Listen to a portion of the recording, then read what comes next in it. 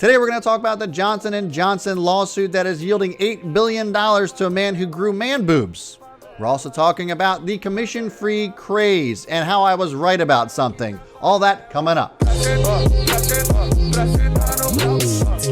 Yes, that's right. Today we're talking about man boobs, guys. It's a real thing and it happens. Welcome to this channel. My name is Brad and this is Own the Chaos. This channel is dedicated to helping you through the finance world as well as business. It's a crazy and chaotic mess every single day, and it's my job to help you own it. So, welcome to this channel. If you want to see more content as it relates to the stock market and starting your own business or being an entrepreneur, I certainly would appreciate a thumbs up and subscribe to this channel for more content such as this. Now, on to today's topic. Came across an article today on Yahoo Finance that talks about dumb money. And so basically what that means is that people are finally catching on that free might not actually be free. Imagine that. A question that I was asking about last week is finally starting to come to surface and people are starting to raise the same questions that I did. So again, this is a reason why you want to subscribe to this channel, because I talk about the things that nobody else is until they are. Nevertheless, let's get into this article, guys. Online brokers still profiting from dumb money. People who trade stocks online cheered last week when several large retail brokers slashed stock trading commissions to zero, a move made possible in part by a controversial source of broker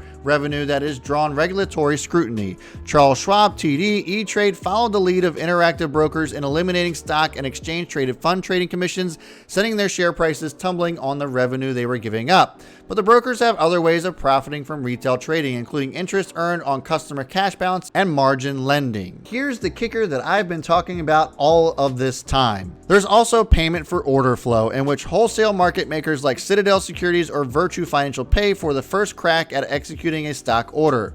They will then execute the transaction either internally in off-exchange trading venues or an exchange. Now, this is something that I've been talking about for years. This is why I hated Robinhood for this reason, and now the big three are getting in on it as well. This doesn't bode well for us, the regular old day trader, guys. The practice has drawn scrutiny from regulators globally because it creates an incentive for brokers to send orders to whoever pays the most, rather than the place that might get the best outcome for customer. And this has been my problem with Robinhood and a lot of the other free brokerage firms. This isn't about you and giving you free trades. I hate to break it to you guys. This is about them routing these orders through these market makers and allowing them to skim off the top for their interest and not giving you the best entry. This is a problem, and I think will continue to be a problem. I've already gotten reports from people that say, yes, their orders have already slowed down and they're not getting the fills that they used to get because of this practice. This is a practice that has actually been banned in Canada, and a lot of the European exchanges are also having this under review and probably going to ban it there as well. So that leaves us Americans asking ourselves, what do we do now? And my fear is that we can't really do much about it at all. But I guess the overall question we should be asking ourselves is this: are we going to be losing money more so because of the routing of these trades, or were we losing more money because of the $10 to $15 per round trip that we were making anyway? So it's a catch-22. Is it 6 in one, half dozen the other? I guess the answer to that remains to be seen. My hope is that this doesn't turn into some sort of shit show where I can't place trades like I used to, and it just ends in frustration. I really hope that this creates more traders than not.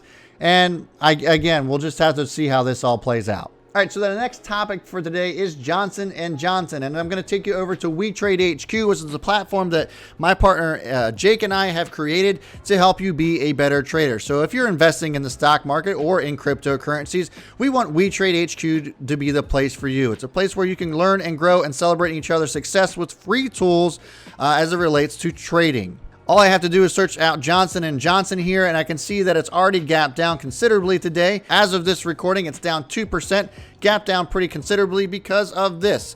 News came out on Johnson & Johnson, and if I can open this up, it says the $8 billion verdict in Pennsylvania Risperdal case, but that doesn't tell you the half of it.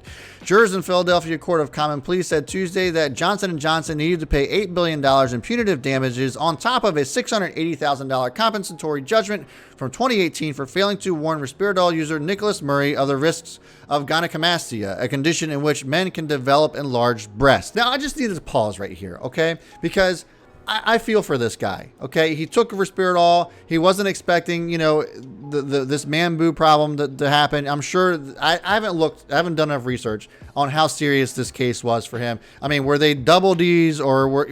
And I'm really not trying to be insensitive about this, but I would grow man boobs for $8 billion. I certainly would do that. And I also want to ask this question. What if it wasn't man boobs that grew bigger? What if it was this junk that grew bigger because of this Risperdal? Would it be an $8 billion case then? I wonder. Nevertheless, this is yet another Johnson & Johnson case that is driving the price of this stock down. There's also pending cases out there as it relates to their talcum powder and the links that it has to ovarian cancer.